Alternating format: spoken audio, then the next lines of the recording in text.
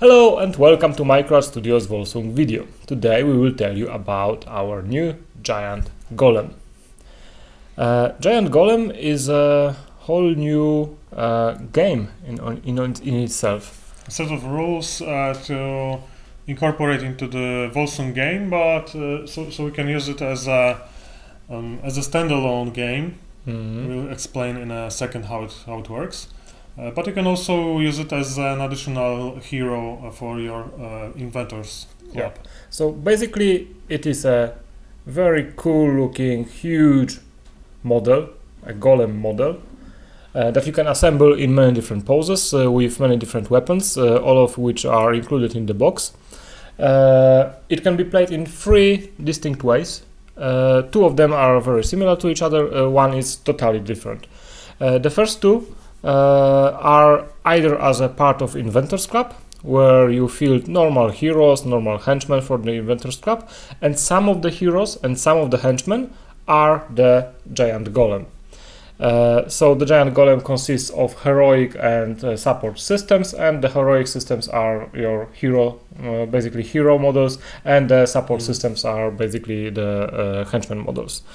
And as you may expect, you get the cards along with the model. Yeah. And as with the other models we have, you have them divided into heroes, which have pretty similar stat lines as regular Volsung heroes. I mean, the stats, placement, and the overall layout of the card, and the others are henchman cards, which are also similar to henchman models for regular. Yeah. The main difference when you look at the cards is that the heroic systems have the card symbol and they follow all the normal rules for hero models, so they can do heroic deeds and use heroic recovery, heroic. I don't think the model can be toppled by, but they can use heroic move abilities, etc., etc. The difference is that the heroic systems mostly have very limited stat line. They only have like +1 here or +2 there. This is because there is one general hull card. So when you have to buy one henchman. That is the giant golem hull, and maybe with other models this will be just a different hull, so maybe later will be available a different hull that will have different stat lines, but basically you have to buy this hull and then you are allowed to install heroic and support systems into it, and they will all use the hull's stat line and modify it in their own actions. So the first use of this model is using it in conjunction with the Inventors Club. So you can have, for example, the giant golem and let's say Alice Tinkerly and a welder and some heroic systems installed. The second one is if you don't have Inventors Club or you just don't want to use any other models, you may just use the giant golem on its own. It still counts as part of Inventors Club, so if there are some specific rules that apply to inventors, then it follows it. What about the golem? Well, it is a golem, but most of the heroic systems have the scientist rule, so you can run even a giant golem and some other golems, and as long as it has a heroic system, some heroic systems operational, it counts as a scientist for the golems, so the golems will be in the control range of basically a scientist. What about the system wounds? Because I see that, for example, the hull has no wounds. Yeah, the hull is indestructible. It has its own special rule that when all the heroic systems installed are dead, basically reduced to 0 wounds, then the hull explodes and all the other systems are destroyed. And the explosion is a new rule introduced in the expansion. It has a range of 6 inches, and every model in this range will need to roll their reflex against the explode number. So the giant golem, I believe, explodes with 15 dice. Yes. Yeah, so on average 7 to 8 successes. So the models will be for the most part would be toppled and thrown away like 3 to 4 inches. Yeah, so... All right, so we agree on let's say we play the game with the golem. We agree to field a certain number of heroes. Let's say 3 each. Yeah. So I take a club and you take the golem, and what's next?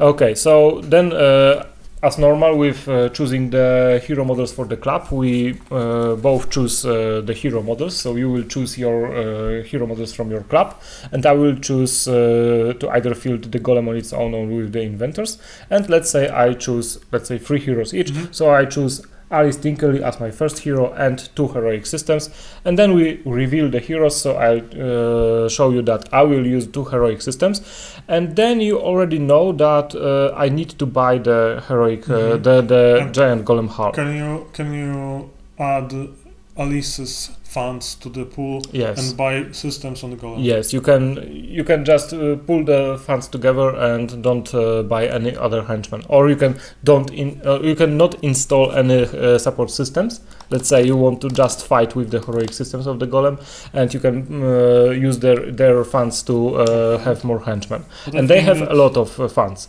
Every heroic system has 3 funds. Okay, but I think that would be pretty easy to get such model killed. Because, yes, it will only have 2 heroic systems, and when they are reduced to 0 wounds, then the model is dead. On the other hand, you will not lose all your support systems, because you will have plenty of golems or other whatnots, and well, you are not just putting all your eggs in one basket. On the other hand, I could just chosen 3 heroic systems. Then you know I need to buy precisely 1 giant golem hull to install them in. So you will know that you are up against 1 model. Okay, and on the other side of the card, do we have something completely different? Yeah, the other side of the cards is used for the rampage. Now the rampage uses in conjunction with the normal cards. Okay, so this is a third mode you were talking about, right? Yes, this is the third mode. This is we have 2 covered, so playing against or with a golem alone, and second option is taking it as a part of a club, and this is the third option, right? Yes, so this allows you even to play a single player game, because then if you use the rampage rules, then the golem is like on an autopilot. It operates on its own according to certain conditions. It will do certain things, and you will use the rampage deck to do this. How do you do this? You assemble the golem using the same rules. So if you want to use 3 heroes for the game, you will use 3 heroic systems. In certain scenarios, you will be told to use certain heroic systems, but for the most part, you can just pick whatever you think it will be easiest to battle, or hardest, depending on what sort of challenge you want against this golem.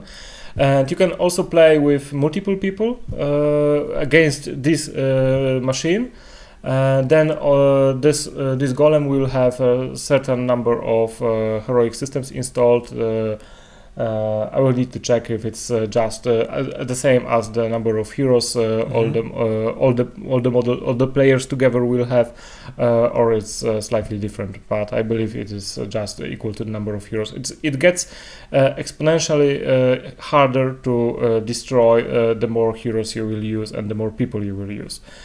Now, when you have the model prepared, so you have certain systems installed, then you pick the cards corresponding to the systems installed, and you put them in the rampage deck. You put the cards face down. Okay, so each card of this deck corresponds to some card of a system, yeah, right? The same card of the system. So you use to check which one is that, and you just take those. Yeah, so the small cards. The rest is left so over. The small cards that when they are flipped over, They are just used as a, So this is exactly the same. I mean, yeah, this is exactly the same. This is bigger, but and this smaller card will allow you to track the wounds taken, and in a multiplayer game, it allows you to every player to pick the card and read the rules for themselves. Kind of a reminder. Yeah. All right. But it speeds up the game a lot. And the big cards are there when you flip them over. You just have an active and passive description what the model does for in case of a support system, or you have a large block of text in case of a heroic system. Now, the support system will just do a passive or active thing. So a passive is something that this system provides all the time. It doesn't need to be activated, and when you flip the card, then you just do the active part, because when the system is activated, then it will do this and this and this. Remember the passive thing from small cards, and the bigger ones are used only for what happens. Exactly. And when you flip the heroic system card, then there is a large block of text, and there are 4 distinct places with the corresponding card symbols as a watermark. So when you reveal the heroic system, you will then reveal the top card from the deck of normal playing cards used for the game. So in this instance, this is a clubs card. So I will this golem will do only the part that is connected with the card suit. Yeah, right. So in this case, it would fight or move, charge, etc. toward the closest enemy model using an installed melee weapon that provides the most off. What's off? Oh yeah. So this golem, when it's used in this mode, doesn't roll any dice. So it needs some offensive and defensive capability. So off is an offensive capability and def is defensive capability.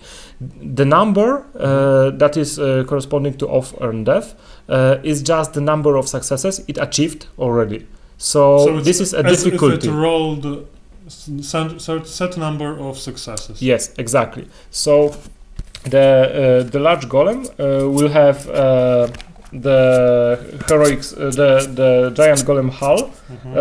It will have a stat line. In this case, it has offense of 0 and defense of +2.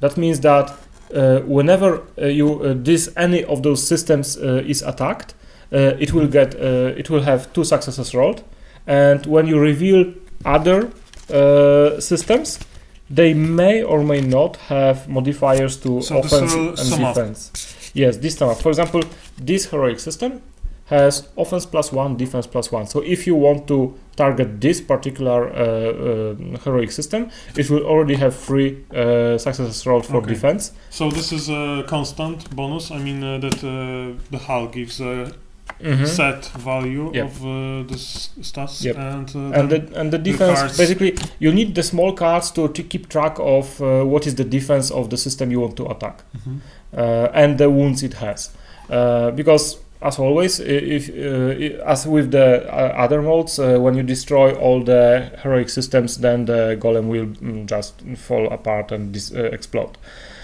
and you will win against it. There are certain scenarios involving the golem crossing over or destroying certain number of models or certain area or just going somewhere. It all depends on the scenario, and I think we'll cover that in detail when we'll be making some kind of report. Yes, so plenty of new rules. All of them come in a box with the model. As you can see on the other examples, the model is quite easy to convert. These two are assembled using just the parts from the giant golem and a bit of modeling skill. And I just used 2 sets and pulled them parts together. So for instance, if you only have one of those golems, it will be impossible, for example, to get 6 of those little doodads, because all of them come on this weapon, and you only get 1 of those weapons. And I just didn't use this weapon on this one, so I cut them off and stuck on this one. Similarly, the head on this model, this is what most of the people ask, is just the giant ball hanging there, and some finding some things for the eyes. The eyes, I believe, are cut off from the thing that normally this chain attaches to. Yep. So nice. You can go creative with this one. It isn't hard. It is very easy to repose. Just a little bit of cutting and trimming involved. So.